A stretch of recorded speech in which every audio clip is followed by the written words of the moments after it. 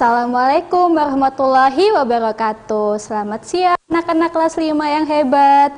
Bagaimana kabarnya hari ini? Semoga kalian dalam keadaan sehat ya. Nah, hari ini kalian berjumpa lagi dalam acara Belajar dari Rumah bersama guruku. Nah, hari ini kalian akan belajar bersama Bu Ike. Bu Ike biasa mengajar di SDN Siwalan-Kerto 2. Sebelum mulai pembelajaran, Bu Ike akan mengajak kalian semua untuk bernyanyi. Nah, kita mulai ya. 1, 2, 3.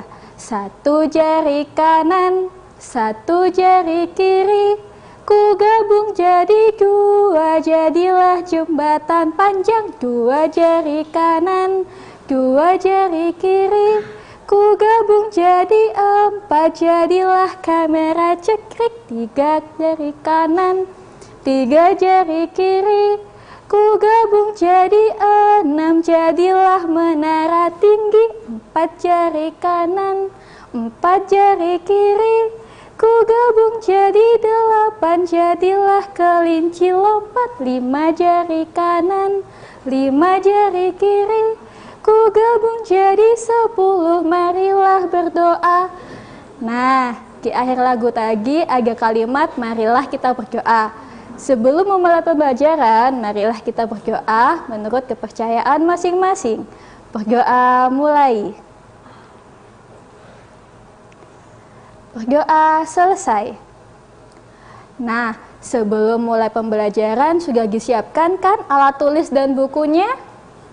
Oke, kalau sudah, hari ini kita akan belajar tentang tema 3, subtema 1, pembelajaran 1 tentang makanan sehat. Nah, bisa dilihat di layar TV kalian, tujuan pembelajaran kita hari ini adalah yang pertama, peserta didik dapat mencari kata kunci yang ada di iklan. Yang kedua yaitu peserta didik dapat mengetahui dan memahami organ-organ pencernaan pada hewan ruminansia. Nah, sekarang Bu Ike punya gambar nih di layar TV. Coba diperhatikan ya gambarnya. Nah, gambar yang pertama, di situ ada gambar tentang buah-buahan dan juga sayur-sayuran. Benar sekali. Nah, anak-anak di rumah, kalian harus terus menjaga kesehatan ya. Pertama, caranya tentang memakan makanan yang sehat. Nah, yang kedua, gambar yang Bu Ike punya adalah tentang 4 sehat 5 sempurna. Ya, benar sekali. Nah, di dalam 4 sehat 5 sempurna ini terdapat lauk pauk dan juga buah-buahan serta sayur-sayuran. Dan tidak lupa ada penyempurnanya, yaitu adalah susu. Nah, di sini siapa yang suka minum susu? Pasti semuanya kan yang suka minum susu. Selanjutnya, Bu Ike punya gambar lagi. Diperhatikan. Nah, ada 3. Di situ tentang iklan. Nah, yang pertama ada makanan sehat dan bergizi. Yang kedua juga makanan sehat dan bergizi. Yang ketiga tentang cintai jantung Anda, konsumsi sayur dan buah yang segar. Nah, kira-kira dari semua gambar ini apa ya kata kuncinya? Ada yang bisa? Ya, benar sekali, yaitu adalah makanan sehat. Nah, sekarang kalau Bu Ike tanya, apa ya itu kata kunci? Ada yang tahu? Nah, Bu Ike kasih tahu ya. Kata kunci adalah kata atau frasa yang digunakan untuk mencocokkan iklan dengan istilah yang dicari atau dibaca oleh orang-orang. Bu Ike ulangi lagi ya. Kata kunci adalah kata atau frasa yang digunakan untuk mencocokkan iklan dengan istilah yang dicari atau dibaca oleh orang-orang. Nah, setelah kalian tahu tentang kata kunci itu apa, selanjutnya Bu Ike akan memberitahu tentang ciri-ciri dari kata kunci. Ciri-cirinya ada 3. Yang pertama, terdiri dari satu kata atau dua kata yang membentuk frase kata. Yang kedua, mengandung kata unik yang terdapat dalam sebuah iklan. Yang ketiga, memiliki sebagian besar atau keseluruhan topik atau konsep atau informasi dari sebuah iklan. Nah, bisa dihafalkan ya ciri-ciri kata kunci? Jadi, setelah kalian tahu tentang pengertian dan ciri-ciri kata kunci, kalau ditanya sama guru kalian, kalian bisa menjawab apa itu kata kunci dan juga ciri-cirinya. Nah, setelah kata kunci, Bu Ike juga akan menerangkan tentang hewan ruminansia. Ada yang tahu apa itu hewan ruminansia? Nah, mari kita simak pembelajaran selanjutnya. Nah, dari gambar tadi, ada gambar susu. Siapa yang suka minum susu? Ya, susu berasal dari hewan sapi, dan itu sangat baik untuk sistem pencernaan kita. Nah, jika ditanya, apa itu sistem pencernaan? Nah, sistem pencernaan merupakan organ yang dapat ditemui pada manusia dan juga hewan. Kenapa kok di tumbuhan tidak ada? Karena di tumbuhan sudah menjadi oksigen, benar sekali. Nah, Bu Ike lanjutkan ya. Sistem pencernaan berfungsi untuk memperhalus makanan sehingga menghasilkan nutrisi yang dapat diserap oleh tubuh. Dengan adanya nutrisi tersebut, maka manusia dan hewan dapat tumbuh dan berkembang dengan baik. Jika makanan yang dikonsumsi itu sehat dan bergizi, maka manusia atau hewan yang mengkonsumsinya akan bertumbuh dengan sehat. Nah, di masa pandemi ini, kalian juga wajib menjaga sistem pencernaan kalian. Karena selain udara yang masuk ke dalam tubuh kita, sistem pencernaan juga sangat berfungsi bagi tubuh kita. Oke? Nah, seperti yang Bu Ike katakan tadi, susu berasal dari sapi. Nah, sapi itu biasanya memakan apa ya? Benar, memakan rumput. Nah, kalau pemakan rumput biasa kita sebut dengan apa? Hewan herbivora. Nah, kalau hewan herbivora seperti sapi ini bisa dikatakan dengan hewan ruminansia. Kalau gitu, sebelum Bu Ike lanjut pada hewan ruminansia, jangan kemana-mana ya. Tetap dalam acara Belajar dari Rumah bersama Guruku.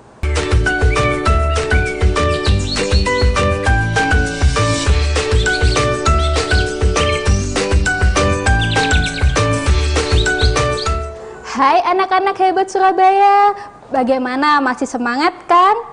Nah, kembali lagi dalam acara Belajar dari Rumah bersama Guruku. Nah, tadi kalian sudah Ibu Ike tanyakan, dari mana susu itu berasal? Benar sekali, dari sapi. Nah, sapi itu termasuk dalam hewan ruminansia. Di sini Bu Ike akan menjelaskan tentang hewan ruminansia. Siap-siap dicatat ya. Hewan ruminansia adalah kelompok hewan mamalia yang biasa memamah atau memakan 2 kali dan dikenal dengan hewan memamah biak. Contoh hewan ruminansia ialah sapi, kerbau, rusa, domba, kambing, dan juga kijang. Sistem pencernaan hewan ruminansia lebih kompleks dibandingkan pencernaan hewan lainnya. Kenapa lebih kompleks? Karena pada hewan ruminansia terdapat 4 bagian lambung dengan fungsi yang spesifik. Selain itu, pencernaan makanan pada hewan ruminansia dibantu oleh beberapa mikrob. yaitu bakteri dan protozoa. Mikrob tersebut dapat membantu mencerna rumput yang dimakan oleh hewan. Nah, pencernaan hewan yang teruntuk untuk sapi, yang pertama itu adalah di dalam mulut. Di dalam mulut terdapat 3 organ, yaitu yang pertama ada gigi, yang kedua ada lidah, yang ketiga ada saliva. Nah, gigi ini tersusun dari gigi seri yang berguna untuk menjepit makanan dan gigi geraham untuk mengunyah makanan. Jadi, gigi sapi itu ada 2 jenis. Yang pertama, gigi seri, dan yang kedua, gigi geraham. Nah, organ selanjutnya yang ada di mulut sapi yaitu lidah. Lidah sapi sangat pendek dan berguna untuk mendorong makanan menuju lambung. Nah, organ yang selanjutnya yaitu saliva. Saliva itu merupakan cairan atau enzim khusus yang dihasilkan oleh kelenjar khusus pada sapi dan disalurkan ke dalam cavitas oral. Saliva sendiri berperan dalam proses pencernaan kimiawi. Nah, setelah makanan masuk ke dalam mulut, selanjutnya makanan tersebut melalui kerongkongan. Nah, dari kerongkongan tersebut akan lanjut masuk ke lambung sapi. Tapi lambung sapi itu berbeda dengan lambung manusia. Karena apa? Karena ukurannya jauh lebih besar daripada lambung manusia. Lambung sapi itu merupakan organ pencernaan yang sangat penting bagi sapi. Nah, di dalam sapi, lambung itu terdiri dari 4 bagian. Yang pertama ada rumen, retikulum, omasum, dan juga abomasum. Nah, rumen, retikulum, omasum, dan abomasum akan dilanjutkan pembelajaran selanjutnya. Nah, oleh karena itu, sapi dikatakan memiliki 4 perut. Nah, pertama, ada rumen. Rumen di sini tempat terjadinya pencernaan dengan bantuan mikroba atau bakteri. Di sini, makanan dicerna menjadi bubur dengan gerakan mengaduk yang dilakukan oleh dinding rumen. Pada saat sapi beristirahat, makanan kembali ke mulut dan dikunyah kembali. Setelah dikunyah untuk kedua kalinya, makanan masuk ke retikulum atau perut jala. Nah, di sini bagiannya rumen. Jadi, habis masuk ke dalam rumen, makanan tersebut dimuntahkan kembali ke dalam mulut dan dikunyah kembali. Selanjutnya masuk ke dalam retikulum. Nah, di retikulum ini makanan kembali mengalami proses fermentasi dengan bantuan bakteri anaerob dan protozoa. Di dalam bagian perut ini terjadi proses absorpsi di bagian perut dan penyaringan benda-benda asing yang masuk bersama makanan sehingga tidak masuk ke dalam omasum. Nah, coba diperhatikan. Bagian retikulum agak gegepan dan kecil. Selanjutnya yaitu ada omasum. Benar sekali. Nah, omasum ini biasa disebut dengan perut kitab. Nah, di dalam omasum ini makanan dicerna dengan bantuan enzim pencernaan. Selanjutnya, setelah dari omasum, makanan akan langsung masuk ke dalam abomasum. Nah, coba kita perhatikan gambar dari omasum. Sudah? Setelah itu yang terakhir ada abomasum atau perut masam. Nah, di perut bagian inilah yang sebenarnya disebut lambungnya sapi. Karena apa? Karena di sini makanan dicerna dengan bantuan enzim pencernaan pepsin yang dihasilkan oleh abomasum. Coba diperhatikan gambarnya. Di situ abomasum gambarnya kok sangat panjang Bu Ike. Sebenarnya abomasum itu hanya ada di depan. Dan dilanjutkan yang belakangnya itu adalah usus halusnya sapi. Ya, jadi ingat-ingat ya, abomasum itu tidak sepanjang itu. Jadi abomasum itu hanya ada di bagian depannya saja. Oke? Kalau gitu Bu Ike coba ulangi kembali. Jadi makanan sapi yang pertama masuk ke dalam mulut. Setelah masuk ke dalam mulut, makanan tersebut akan masuk ke dalam lambung sapi. Yang pertama namanya rumen. Nah, di rumen itu makanan akan dikeluarkan lagi ke dalam mulut dan dikunyah kembali. Setelah itu masuk ke dalam retikulum. Di retikulum, makanan itu disaring dari benda-benda asing. Selanjutnya akan masuk ke dalam omasum. Benar sekali. Di dalam omasum itu terdapat enzim, tapi tidak sebanyak enzim yang ada di abomasum. Setelah itu dari omasum, makanan akan masuk ke dalam abomasum. Nah, di dalam abomasum ini ada pencernaan pepsin tadi yang Bu Ike jelaskan. Oke? Setelah melewati seluruh proses pencernaan makanan yang ada di abomasum, makanan akan jalan terus ke dalam usus halus. Panjang usus halus sapi dewasa mencapai 40 meter. Wah, sangat panjang sekali ya. Nah, di dalam usus halus ini terjadi proses absorpsi dan fermentasi. Selanjutnya, sisa-sisa makanan akan dikeluarkan melalui anus. Iya, benar sekali. Nah, bagaimana? Sudah paham apa belum tentang penjelasan Bu Ike? Oke, selanjutnya nanti kalian bisa bertanya tentang pencernaan hewan. Nanti akan ada nomor telepon yang ada di bawah ini. Jangan kemana-mana ya, tunggu di depan kalian, tunggu di depan layar TV kalian. Tetap di Belajar dari Rumah bersama guruku.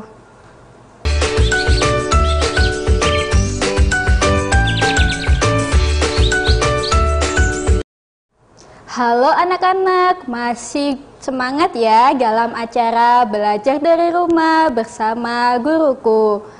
Nah, sekarang yang masih belum paham atau yang mau bertanya bisa menghubungi Bu Ike di nomor 03121000501. Ada yang bertanya? Bagaimana? Oh, masih belum ada yang bertanya. Berarti anak-anak Surabaya ini sudah hebat semua ya? Oh, ada telepon. Halo? Halo, Halo, dengan siapa? Muhammad Al-Hafizi Maulana. Dengan siapa? Muhammad? Muhammad Al-Hafizi Maulana. Oh iya, dari SD mana? SDN Woronojo 1. Ada satu. Nah, mau bertanya apa? Bagaimana sistem penyernaan makanan pada hewan ruminansia? Coba diulangi lagi dengan pelan-pelan ya. Bagaimana sistem pencernaan makanan pada hewan ruminansia? Nah, bagaimana sistem pencernaan dalam hewan ruminansia? Ya? Ya. Oke, Bu Ike akan menjawab. Tadi Bu Ike sudah menjelaskan bahwa sistem pencernaan hewan ruminansia ada yang pertama yaitu mulut, yang kedua adalah kerongkongan, yang ketiga yaitu ada lambung. Nah, di lambung ini ada 4 bagian. Yang pertama ada rumen, yang kedua ada retikulum, yang ketiga ada omasum dan juga abomasum. Setelah melalui 4 lambung ini, makanan akan lanjut ke dalam usus halus. Setelah di usus halus, maka akan dikeluarkan melalui anus. Bagaimana? Sudah paham apa belum? Ya, sudah paham ya? Pintar sekali. Bu Ika akan mengangkat telepon lagi. Mungkin ada yang telepon. Halo? Masih belum ada? Oke, Bu Ika lanjutkan ya. Sambil menunggu telepon, Bu Ika akan menjelaskan tentang kesimpulan pembelajaran hari ini. Yang pertama yaitu adalah kata kunci. Kata kunci tadi artinya apa? Kata kunci artinya kata atau frasa yang digunakan untuk mencocokkan iklan dengan istilah yang dicari atau dibaca oleh orang-orang. Terus kesimpulan yang kedua yaitu adalah 3 organ dalam mulut sapi, yaitu ada gigi, lidah, dan juga saliva. Nah, kesimpulan yang ketiga yaitu adalah lambung sapi itu ada 4 bagian. Yang pertama adalah rumen, yang kedua adalah retikulum, yang ketiga adalah omasum, dan yang keempat adalah abomasum. Bu Ika ulangi lagi ya, 4 bagian lambung. Yang pertama ada rumen, yang kedua ada retikulum, yang ketiga ada omasum, dan yang keempat ada abomasum. Nah, masih ada yang tanya? Kita telepon? Oh, Mas, gak ada ya, berarti sudah bisa semua. Selanjutnya, oh ada telepon satu lagi. Halo? Halo? Belajar dari rumah bersama guruku? Halo? Oh, terputus. Oke, kalau gitu Bu Ika lanjutkan pemberian tugas ya. Nah, tugas ini bisa kalian kerjakan, lalu bisa kalian kumpulkan dalam guru-guru kalian di sekolah masing-masing. Nah, coba diperhatikan di layar. Tugasnya yaitu buatlah diagram alur pencernaan sapi dari awal hingga akhir disertai fungsi-fungsi masing-masing organ pencernaan tersebut. Di situ Bu Ika ada gambar sapi yang banyak banget organnya. Kalian tinggal menjelaskan ya fungsi-fungsi organ tersebut. Oke? Nah, cukup sekian ya pembelajaran kita hari ini. Nah, sesaat lagi untuk anak-anak kelas 6 ada Bapak ganteng yang akan menerangkan tentang materi kalian selanjutnya. Boleh kita panggilkan Bapak, silakan masuk. Halo, selamat siang anak-anak. Bagaimana kabarnya? Oke semuanya? Nah, bagaimana kalau kabarnya Bapak sendiri? Alhamdulillah sehat walafiat, Bu. Panjenengan dah sundi? Alhamdulillah baik juga Bapak. Nah, dengan Bapak siapa ya ini? Bapak Widiantoro, panggilan cekak aos mawon Pak Toro. Pak Toro. Ye. Nah, Pak Toro ini nanti sudah bisa dilihat ya dari pakaiannya akan mengajar bahasa Jawa. Tentang materi apa, Pak? Insya Allah materi ini pun teks informasi, Bu. Teks informasi. Nah, untuk anak-anak kelas 6 sudah tidak sabar ya diajari dengan Pak Toro. Jangan kemana-mana ya, tetap dalam acara Belajar dari Rumah bersama Guruku. Sampai jumpa.